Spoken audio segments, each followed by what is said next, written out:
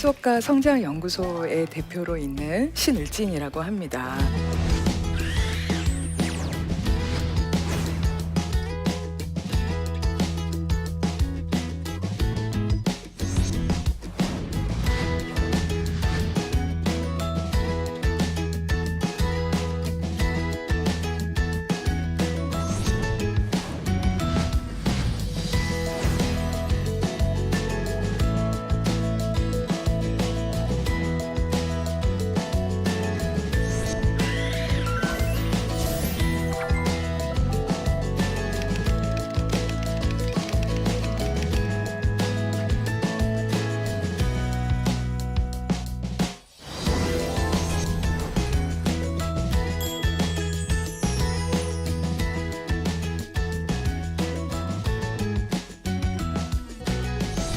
저는 상담심리학을 공부를 했고요. 그 중에서도 특히 학업상담 영역을 공부를 했습니다. 그래서 한 10여 년 정도 대학에서 상담심리학을 가르치기도 했었는데요. 지금은 주로 선생님들을 만나서 수업에 대해서 같이 이야기를 하고 수업을 어떻게 하면 변화시킬 수 있을까, 그 얘기를 주로 많이 하고 있습니다. 어쩌면 그 분량의 차이는 있지만 우리가 어른이 된 순간 누군가를 가르치고 키우고 양육하는 일들이 우리가 당면하는 과제가 아닌가, 그런 생각이 들어서 그 주제를 가지고 한번 나눠봐야 되겠다. 또 다른 선택의 여지가 별로 없었습니다. 왜냐하면 제가 잘할 수 있는 부분이 그렇게 많지 않아서 이 주제를 가지고 한번 나눠봐야 되겠다, 그 생각을 더 했었습니다. 다음 중에서 가르치는 사람이 해도 되는 말은 뭘까요? 그 수업을 시작하기도 전에 이미 엎드려 있는 학생들이 있습니다. 뭘 어떻게 해야 될지 모르는 무기력감을 많이 느낍니다. 그죠? 그다음에 두 번째는 심지어 TV 드라마를 볼 때도 학생들에게 들려줄 예시를 생각할 때도 있어요. 그런데 열심히 준비한 얘기에 시큰둥한 반응을 보이면 상처를 받기도 하고 화가 날 때도 있습니다. 열심히 준비했는데 잘 안 들으면 상처도 받기도 하고 또 화도 날 거야, 이런 것이 한편으로는 이해가 되면서도 또 가르치는 선생님이 또 뭐 저런 말을 하고 그래, 이런 생각이 또 한편 들지 않나요? 우리가 어쩌면 그 가르치는 사람은 조금 달랐으면 좋겠어 하는 기대가 모두 있을지도 모르겠습니다. 저는 그런 생각을 참 많이 해요. 그래서 가끔은 제가 강의를 하고 집으로 오면 우리 아이들이 저의 얼굴을 싹 봅니다. 그리고 다 압니다. 엄마 오늘 강의 잘 안 됐구나. 또 오늘은 강의 되게 잘 됐구나, 이렇게 다 압니다. 뭘 보고 알았을까요? 저의 표정이 되게 달라요. 뭔가 이렇게 만나시는 느낌이 있고 강의가 잘 된 것 같고 함께한 시간이 되게 의미가 있게 느껴지면 아주 표정이 밝게 들어옵니다. 또 아이들이 그렇게 알 수 있는 이유 중에 하나는 손에 들고 가는 간식이 달라요. 강의가 잘 됐으면은 아이들이 생각하기에 상당히 좀 고급진 간식들을 이렇게 들고 들어온대요. 저는 잘 몰랐었어요. 그런데 아이들이 그거를 어느 순간 이제 표정하고 간식의 그 종류하고가 어느 순간 연결이 된다. 이것을 알게 돼서 엄마 오늘 강의 잘 됐구나, 잘 안 됐구나, 이렇게 이야기를 합니다. 학교에 있는 선생님들도 또는 우리가 누군가를 가르치는 일을 만약에 하게 된다면 다 마찬가지겠죠. 그렇죠. 그러면서도 사실은 학교에서 제가 수업에 대한 이야기를 할 때 우리 선생님들이 이렇게 지금 제가 얘기한 것처럼 적나라하게 속내를 잘 드러내지 않습니다. 왜요? 가르치는 사람은 뭔가 조금 더 능력 있어 보여야 될 것 같고 조금 더 많이 알아야 될 것 같은 그런 생각이 들기 때문에 그렇습니다. 가르치는 사람의 세 가지 소원, 저도 이 소원을 가지고 있습니다. 어떤 청중도 웃게 만들 수 있는 유머 감각, 가능할까요? 어려운 거죠, 그죠? 그죠? 잘 안 웃어줘요. 그리고 나를 웃겨봐, 이렇게 요구하는 눈빛으로 저를 보고 있을 때가 아주 많습니다. 그 다음에 청중을 사로잡을 수 있는 카리스마, 특히 청소년들을 대상으로 해서 강의를 할 때 이 부분이 간절히 원하게 됩니다. 어떨까요? 어떤 선생님의 경우는 이것을 간절히 원하지 않아도 되는 선생님이 있습니다. 혹시 학교 다니실 때 경험해 보셨나요? 어떤 선생님은 등장을 하자마자 그 카리스마가 자중을 압도해요. 예, 그래서 그 선생님을 안 볼 수가 없어요. 그런 선생님 있었나요? 조금 무서운 선생님들이 많이 그렇죠. 예. 근데 안 무서운 선생님은 어때요? 마음대로 하죠. 그죠? 예.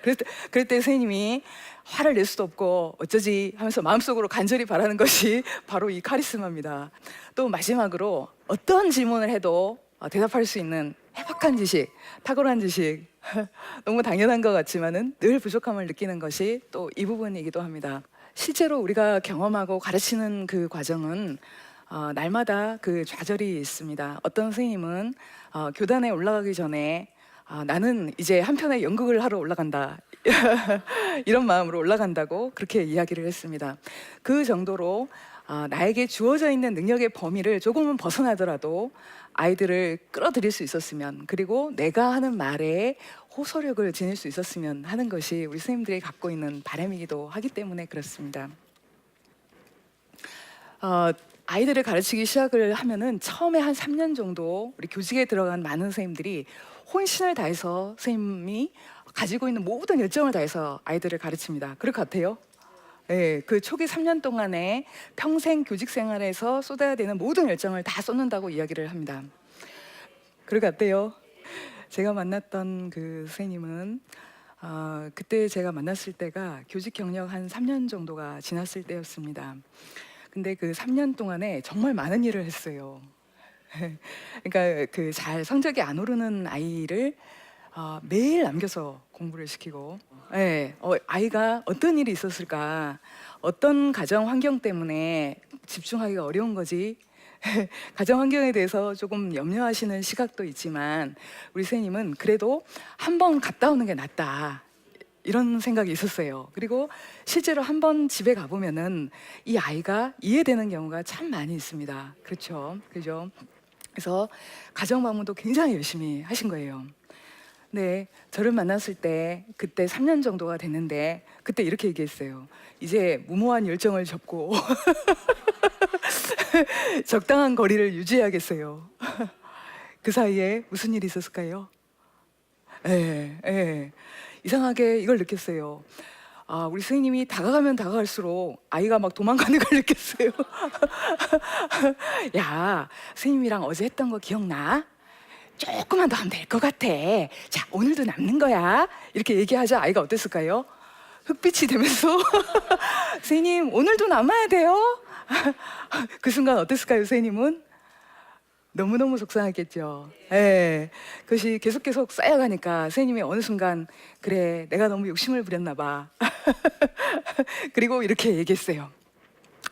저의 열정을 접어야겠어요. 마음을 좀, 저도 다른 사람처럼 할래요. 적당히. 어때요? 그 마음이 이해가 되나요? 제가 이해가 되면서도 갑자기 학부모 모드가 됩니다. 그래서 선생님 접으시면 안 되는데 제가 막 말리고 싶은 마음이 들었습니다. 그러나 한편으로는 그 마음이 접혀질 수 없는 마음이라는 것도 잘 알고 있었습니다. 어떠신가요? 우리는 아이들을 학교에 맡겨놨어요. 그렇죠? 저도 아이를 학교에 맡겨놨습니다. 근데 학교라고 하는 곳에서 가르치는 그 열정을 불태우기에는 너무나 많은 일들이 일어나고 있고, 그래서 선생님에게 계속 좀 우리 아이들을 그 마음 포기하지 말고 가르쳐 주세요 하는 마음이 들면서도, 또 다른 한편으로는 그쵸, 저는 둘도 힘든데 한 번에 막 30명씩, 저는 아들만 둘이 있어요. 둘 키우기도 굉장히 어려운데 한 반에 한 30명 정도 되는 아이들이 있다고 생각을 하면은, 와, 이 될까? 그런 생각이 좀 들 때가 많이 있습니다. 그렇겠죠? 실제로 학교에 제가 수업을 보러 갈 때가 많이 있습니다. 가끔 이제 수업을 같이 보기도 하고 선생님이 어려움을 호소하면, 그러게요, 선생님. 어떻게 하면은 이 수업을 좀 바꿀 수 있을까요? 그 고민을 같이 하기도 합니다. 근데 정말 그 변수가 너무 많아요. 제가 이렇게 표를 한번 보여드려 볼 텐데요. 언뜻 봐도 수업에 미치는 영향들이 굉장히 많죠? 예, 선생님이 뭔가를 계획을 하고 그래도 학생들이 잘 배울까요? 선생님이 엄청 밤에 12시가 넘게 수업 자료를 찾아가지고, 자, 얘들아, 오늘은 정말 재밌을 거야, 이렇게 하고 이제 수업을 시작하면 어떨까요? 정말 재밌을까요? 그니까요. 저는 훨씬 스님을 살리는 일이 중요하다는 그 생각을 하게 되었습니다. 그런데 스님을 살리는 그 원리가 무엇일까 하고 생각을 해봤을 때에는 제가 배웠던 그 상담학이 매우 도움이 된다는 생각을 하게 됐습니다. 우리가 다른 사람을 가르치려고 할 때 나쁜 의도를 가지고 접근하지는 않잖아요. 네. 우리는 가르치는 사람의 마음속에는 늘 좋은 것을 주고 싶은 마음이 있습니다. 그런데 아이들이 그것을 받아주지 않았을 때 때로는 포기하고 싶은 마음이 많이 있게 되죠. 저는 이제 스님과 만났을 때 어떻게 만날 것인가에 대한 고민을 많이 하게 되었습니다. 그것은 제가 부모로서 매듭이라고 할까요? 그것을 지었던 그 원리하고도 매우 연결이 되어 있습니다. 저는 그것을 알아차림이라고 한번 이름을 붙여봤습니다. 한번 같이 따라해 볼까요? 네, 따라하기를 주저하시는가요? 네, 같이 한번 해볼까요? 알아차림. 예, 좋습니다. 알아차림은 뭐라고요? 중요한 형상들을 방어하거나 피하지 않고 있는 그대로 보는 것. 있는 그대로 보는 것이 뭘까요? 네, 네. 이렇게 공부를 잘하시면은 선생님들이 너무 좋아하실 것 같아요. 그죠? 저는 이제 우리 선생님들과 이야기를 할 때 알아차림에 초점을 두고 같이 이야기를 많이 합니다. 근데 그것은 우리 선생님으로 하여금 가르치는 방법을 더 많이 알게 하는데 초점을 두지 않습니다. 오히려 선생님의 있는 모습 또는 마음에 있는 것들이 잘 드러날 수 있도록 하는데 훨씬 초점을 둡니다. 제가 아까 남자아이만 둘을 키웠다고 말씀을 드렸었는데 특히 큰아이가 좀 고생을 했는데요. 어떤 의미에서 고생이냐면 태어나 보니까 엄마가 선생님이에요. 또 태어나 보니까 엄마가 나름 학업 상담 전문가예요. 그잖아요. 그래서 제가 옆에서 너가 학교만 들어가 봐라 이렇게 기다리고 있었습니다. 그랬을까요? 안 그랬을까요? 물론 옆에서 막 째려보고 있었다는 뜻은 전혀 아닙니다. 초등학교 1학년이 됐어요. 1학년은 아직 별로 배우는 게 없더라고요. 저의 그 전문성을 아직 발휘할 때가 덜 됐습니다. 조금 더 크기를 기다렸어요. 그동안 짬짬이 이렇게 좀 공부하는 방법도 가르쳐주고 계획 세우는 것도 가르쳐주고 그렇게 했습니다. 5학년이 되었을 때 저는 마지막 승부수를 던졌습니다. 왜냐하면 더 크면 늦을 것 같아서. 그 중간고사 그때 한 번 이제 한 학기에 한 번 정도 시험을 보는 때였었는데 제가 시험 계획 세우는 것부터 해서 모든 것을 다 알려주는 그 시간으로 잡았어요. 아이가 엄청 시험을 잘 봤어요, 맞죠? 잘 봐야 되죠. 잘 봤을까요? 제가 이렇게 얘기하는 걸로 봐서 뭔가 그죠? 조짐이 좀 있죠. 네, 예상하시는 대로 또 기대하시는 대로 아이가 어땠을까요? 네, 그리고 이렇게 말했습니다. 엄마, 내가 시험 볼 때 엄청 배가 아팠어. 그래서 시험을 못 봤어. 저는 그때 제 안에 분노가 끓어오르는 것을 느꼈습니다. 야, 이렇게 내가 해줬는데도 네가 몰라? 매우 분노하면서 아이를 혼냈습니다. 네, 제가 그때도 지금처럼 비슷하게 상담에 대해서 강의를 하고 있을 때였어요. 상담은 강의할 때 뭐 주로 얘기하죠? 공감하고요. 이해하고요. 이렇게 주로 얘기하지 않나요? 저는 그때 공감하고 이해했을까요? 그죠?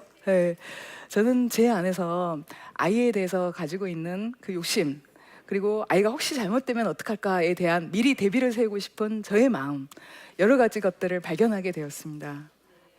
그런 시간이 혹시 있으셨나요? 저는 그 순간이 저에게는 가장 큰 성장의 지점이었습니다. 그러니까 어른이 된 다음에 성장이라고 하는 것은 무엇을 더 알게 되는 것이 아닐지도 모르겠어요. 어쩌면 뭔가를 내려놓게 되는 순간이 성장과 관련이 있는 것이 아닌가 그렇게 생각을 하게 됩니다.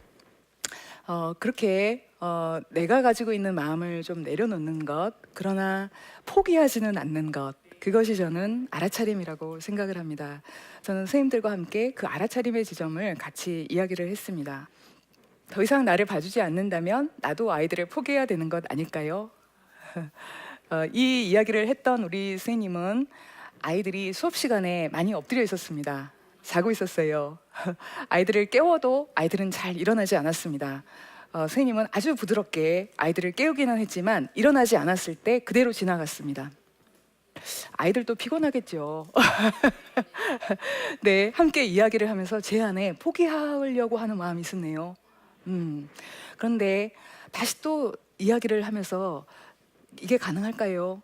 선생님, 정말 그 아이들을 포기하고 싶기도 했네요. 하는 마음을 이해받자마자 선생님께서는 포기하고 싶지 않은데요. 이렇게 얘기를 했어요. 예, 그죠. 어떤 것보다도 이렇게 나에게 있어서 포기하고 싶은 마음이 이해받았을 때 또 다른 마음, 포기하고 싶지 않은 나의 열정이 여전히 있다고 하는 것이 선생님에게는 또 한 번 도전할 수 있는 그런 계기가 됩니다. 또 볼까요? 한 선생님이 수업을 받습니다. 이 선생님은 너무 많은 것을 설명해 주지 않은 거예요. 선생님의 설명이 너무 어려웠어요. 그리고 이렇게 말씀하셨습니다. 이렇게 열심히 설명해도 알아듣지 못한다면 배울 마음이 없는 게 아닐까요? 선생님은 좀 화가 나 있었습니다. 어때요? 아니에요? 네.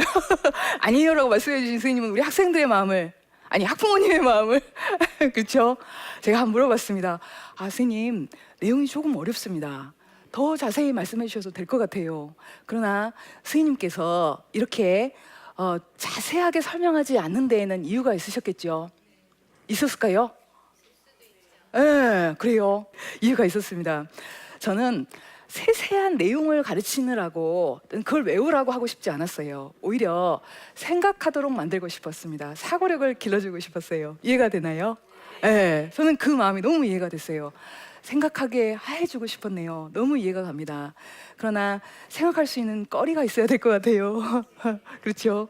그래서 이와 같이 선생님의 원래의 마음을 그대로 같이 따라가면서도 선생님이 정말 하고 싶은 그것이 무엇인지 또 찾아주는 그 과정이 저는 알아차림의 과정이었다고 생각합니다. 저는 이것을 변화의 역설이라고 하는 이야기로 한번 생각해 봅니다. 충분히 내가 왜 그러는지 이해받게 되었을 때 우리 선생님들은 오히려 새로운 시도를 하고 있었습니다. 저는 그래서 그동안 학교에서 하고 있었던 여러 가지 수업 협의회, 그러니까 수업에 대해서 나누는 그 방식을 이런 원리들이 살아있는 방식으로 한번 바꿔보면 어떨까요? 하는 제안을 제가 많이 하고 있습니다. 즉, 수업을 공개할 때 선생님의 고민을 같이 고민하면 어떨까요? 그렇죠? 보통 우리는 어떻게 했어요? 네. 너무 그렇게 고민하지 마시고 이렇게 해보십시오. 바로 해결책을 듣는 경우가 많았습니다. 그리고 연구 수업, 공개 수업 많이 보셨나요? 일상의 수업과 같을 것 같아요? 다를 것 같아요? 많이 다릅니다. 네, 일상의 수업이 더 선생님의 고민이 잘 녹아날까요? 아니면 연구 수업이나 공개 수업의 형태가 더 잘 녹아날까요? 그렇죠. 저는 공개를 위한 공개보다 일상의 수업을 같이 나누면 어떨까요? 그런 제안을 또 했습니다. 근데 일상의 수업을 공개했는데 그걸 가지고 선생님 이거 잘못하셨잖아요. 이거 이렇게 하셔야죠. 그렇게 얘기를 한다면 어떨까요? 그죠? 선생님은 더 이상 지지를 받지 못하고 오히려 수업을 공개하는 의미도 찾지 못할 것입니다. 그래서 이렇게 제안을 합니다. 수업을 우리가 같이 나누되 평가라는 관점이 아니라 선생님의 또 다른 성장, 즉 알아차림이 있는 방식으로 우리가 함께 나누면 어떨까요? 그렇게 제안을 드립니다. 그 문화가 있다면 어떨까요? 네, 우리 선생님들이 조금은 덜 지칠 수 있을까요? 네. 저는 그것을 1대1로 해도 좋다고 생각합니다. 선생님과 선생님들이 같이 함께 하셔도 좋다고 생각해요. 그리고 소그룹으로 해도 좋다고 생각합니다. 물론 기존에 했던 것처럼 수업 협의회 같은 그 방식으로 해도 좋다고 생각합니다. 그런데 어떤 형태로든 우리 선생님이 경험하는 학교의 문화 또는 수업을 공개하고 함께 나누는 문화가 지지받는 문화가 되기를 바랍니다. 그래서 계속해서 저는 학교에 그 문화가 퍼졌으면 하는 제안들을 계속하고 있습니다. 왜냐하면 우리 선생님들이 살아나게 되었을 때 우리 학생들이 살아날 수 있고 우리 선생님이 행복하게 되었을 때 또 우리 아이들도 행복해질 수 있다고 생각하기 때문에 그렇습니다. 어떤가요? 네. 어쩌면 좀 나는 가르치는 일이 아닌데 이렇게 생각하기 때문에 지금 하는 얘기가 조금 거리가 있을지도 모르겠습니다. 좀 그러셨어요? 제가 하고 있는 일을 소개하는 것이기도 하고 또 가르칠 때 우리가 이 마음을 가지고 우리의 한계와 함께 만나보아요. 그런 제안을 조금 하고 싶기도 했습니다. 그리고 더 나아가서 우리 학교 문화가 이와 같은 문화로 바뀌어가는 것, 그것이 궁극적으로는 우리가 원하는 우리 아이들의 그 교육 환경이 되지 않을까 그런 생각을 해보았습니다.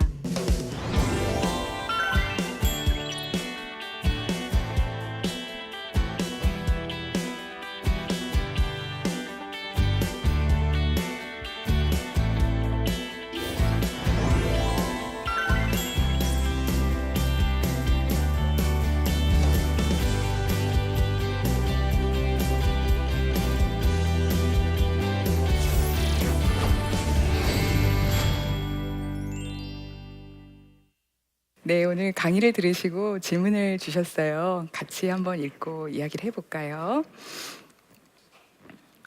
안정적인 교수직을 내려놓고 수업 코칭 전문가의 길을 선택하셨는데 이 일을 시작하게 된 계기가 궁금합니다. 네. 정말 그렇죠. 많은 분들이 저에게 그렇게 질문하셨어요. 네. 근데 아까도 말씀드렸던 것처럼 저에게는 학업 상담이 저에게 가장 중요했어요. 그 학생들의 학업 문제, 아이들이 학교에서 좀 재밌게 공부하려면 어떻게 해야 할까? 그것이 저에게 가장 중요했었는데요. 2011년도, 12년도에 혹시 보신 분이 있을지도 모르겠는데요. 선생님이 달라졌어요라고 하는 그 EBS 프로그램을 혹시 보셨나요? 네, 네. 저는 이제 그때 사실 출연하게 된 것은 선생님들에게 좀 성적이 낮은 학생들에 대해서 도움을 드리기 위해서 이해하는 것을 도와드리기 위해서 출연을 했었는데요. 그때 저는 오히려 학생들의 문제보다도 선생님의 모습이 저에게 굉장히 많이 눈에 들어왔어요. 왜냐하면 저랑 이제 그 촬영 전이나 뭐 바깥에서 이렇게 이야기할 기회가 굉장히 많이 있는데요. 그럴 때는 굉장히 밝고 유머러스하고 이랬던 선생님이 수업에 들어가서 너무 다른 거예요. 때로는 화가 나 계시기도 하고, 때로는 우울해 하시기도 하고, 때로는 굉장히 외로워 보이기도 했어요. 무엇이 선생님을 저렇게 만들었을까? 그런 생각이 굉장히 많이 들었고, 그랬을 때 만약에 선생님 학생들을 더 잘 이해해 보세요, 더 잘 가르쳐 보세요 라고 이야기를 한다면 선생님은 그렇게 될 수 있을까? 제가 굉장히 좀 생각이 많이 들었습니다. 그리고 오히려 선생님이 행복해질 수 있다면, 그리고 선생님이 힘을 얻을 수 있다면 우리 아이들도 행복해지겠구나, 그런 생각이 많이 들었습니다. 제가 그때 뭔가 선택을 해야 되겠다. 그리고 저에게 남아있는 그 시간 동안 뭔가 하나를 선택하라고 한다면 이 일을 하고 싶다. 그래서 선생님이 살아나는 그 모습, 사실은 그 프로그램에도 있잖아요. 그죠? 선생님이 싹 살아났을 때 아이들이 살아나는 그 모습이 마치 저에게는 이렇게 매직처럼 보였어요. 예, 그래서 너무 많이 보고 싶은 거예요. 그래서 지금도 교육청에서도 강의를 하고, 그리고 실제 학교에 가서 같이 수업을 나눕니다. 그리고 선생님이 밝아지는 그 모습이 너무 보고 싶어요. 어쩌면 하나님께서 저에게 허락하신 그 사명이 아니겠는가. 그랬으면 좋겠다. 아니면 어쩌지, 뭐 이제 그런 생각을 좀 하고 있는데요. 그것이 저에게는 바람이 되었기 때문에 이 일을 시작하게 됐습니다. 또 그 다음 질문 한번 볼까요? 지금까지 많은 교사들을 만나셨을 텐데 눈에 띄는 성장과 변화를 보였던 가장 기억에 남는 교사 한 분만 소개해 주세요. 네, 너무 많았어요. 제가 가장 최근에 만났던 선생님 중에 한 분은 초등학교 에서 가르치는 남자 선생님이셨어요. 그런데 남자 선생님이셨는데 이렇게 젊은 분이었어요. 이렇게 얘기했습니다. 저는 가르치는데 어려움이 없어요. 제가 그때 갑자기 어려움이 없다고 했는데 왜 제가 막 좌절이 될까요? 그럼 나는 뭔 얘기하지? 아마 그런 생각 때문에 그랬을 것 같아요. 저는 어려움이 없는데요. 그렇지만 뭔가 제가 고쳐야 될 것이 있다면 얘기해 주세요. 이렇게 했어요. 제가 그때 느꼈던 것은 우리 선생님이 마음은 열고 수업을 보여주시거나 나하고 얘기하고 싶지 않은 게 아닌가, 그런 생각이 좀 들기도 했어요.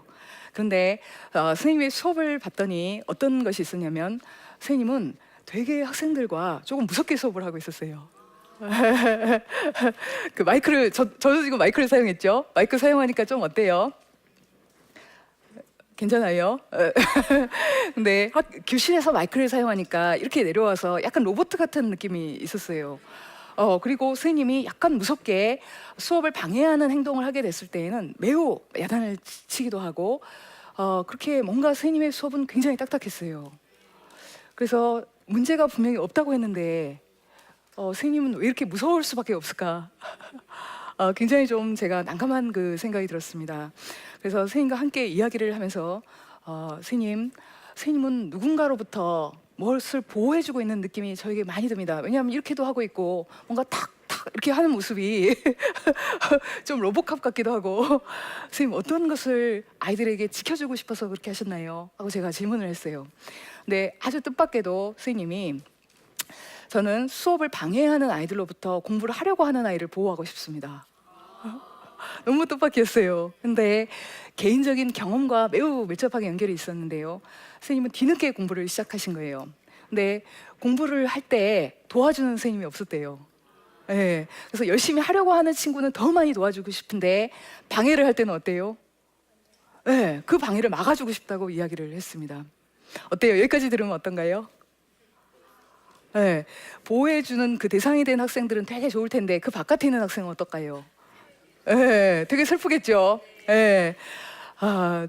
저도 그렇게 느꼈습니다. 그런데 선생님과 한참 이야기를 하면서 의외로 선생님이 바깥에 있는 아이들에게도 마음을 쓰고 있는 것을 볼 수 있었어요. 어떤 걸 발견했냐면 사실은 제가 공부를 싫어하는 아이들과 뭔가 그 접점을 만들기 위해서 제가 댄스를 배우고 있어요. 댄스를 배우고 있는 선생님의 마음이 막 느껴졌어요. 어떤 마음이에요? 네, 공부를 싫어하는 이 아이들하고는 도대체 내가 어떻게 만나야 되지? 그 안타까움이 되게 많이 느껴졌어요. 그리고 선생님, 사실은 그 아이들도 선생님의 그 보호 안에 들어오기를 바랬었네요. 함께 공부하고 싶은 선생님의 마음이 되게 많이 있었네요. 그 마음을 느낄 수 있죠? 네, 저도 그 마음이 느껴졌고 이야기를 했습니다. 선생님이 그 순간 갑자기 뭔가 이렇게 보호막이 무너지는 좀 느낌이 들었고 그러네요. 사실은 내가 그 아이들도 다 데려오고 싶었네요. 선생님이 그 이전보다 학생들을 보호하고 싶은 마음은 뭐 그대로지만은 그 이전보다 더 많은 학생들을 끌어안게 되는 그 모습을 봤을 때 저는 되게 기뻤어요. 네, 되게 소박한 기쁨이기도 했습니다. 이렇게 작지만 선생님이 아이들에게 다가가는 그 순간을 제가 발견하게 되었을 때 되게 기쁜 마음이 많이 듭니다. 네. 가르치는 것이 무엇인가, 때로는 이 가르친다고 하는 이 일이 저의 일이기도 하잖아요. 예, 그래서 너무 부담이 막 되는 거예요. 오늘 나는 잘 가르쳤나? 이런 그 생각으로 마음에 짐을 안고 있을 때가 있습니다. 근데 우리가 끌어안고 있는 그 무엇, 가치 있는 그 무언가를 공유하고 싶은 마음은 꼭 선생님이 아니더라도 우리 모두 안에 있는 것이 아닌가, 그렇게 생각이 듭니다. 저는 끊임없이 가르치는 사람으로서 제 자신을 돌아봤을 때 부족하지만은 제가 있는 어떤 부분들을 내려놓는 것, 그리고 아이들을 있는 그대로 보기 시작하는 것, 그랬을 때 아이들은 조금 더 저에게 다가와서 자신들의 있는 모습을 그대로 보여주는 것을 보게 됐습니다. 이제는 뭔가 가르치는 사람이 아니라 보아주는 사람, 함께 해주는 사람, 그렇게 우리 아이들과 함께 있으면 되겠구나. 그렇게 우리 선생님들이 더 힘을 내고 또 아이들에게 다가갈 수 있는 우리 문화가 더 많이 만들어졌으면 하는 그런 바람을 가지고 있습니다. 네, 오늘 제 강의를 함께 들어주시고 또 이렇게 마음을 같이 해주셔서 감사합니다.